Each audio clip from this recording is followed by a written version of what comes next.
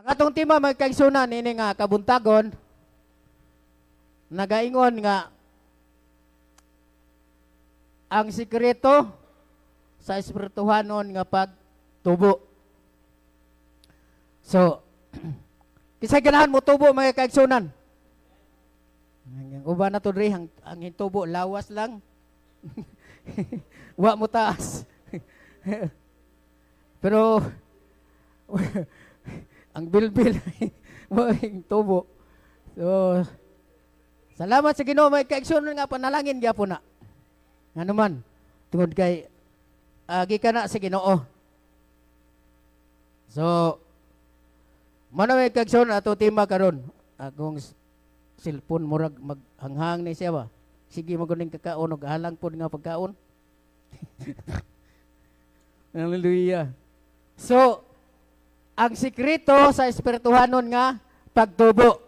Ay sa kanang ating ginimpulong ba nga sikreto unsa may kanang kahulugan ani nga pulong sikreto.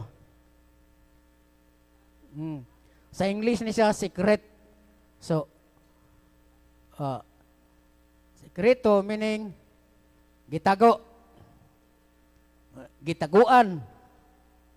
Unya natago. Daghan kayo siya og kadang naay mga lingwahe nga pulong ba. So mao na ang buti pasabot na nga pulong nga sikreto. Ang pulong sikreto may kaigsunan ako nang gitan-aw sa dictionary akana ding pulong nga sikreto ikuha na sa pinulungan nga Espanyol, Spanish. So katsila, sa muna nga tawag na siya sikreto. Pero unsa man unod ana mga kaigsunan?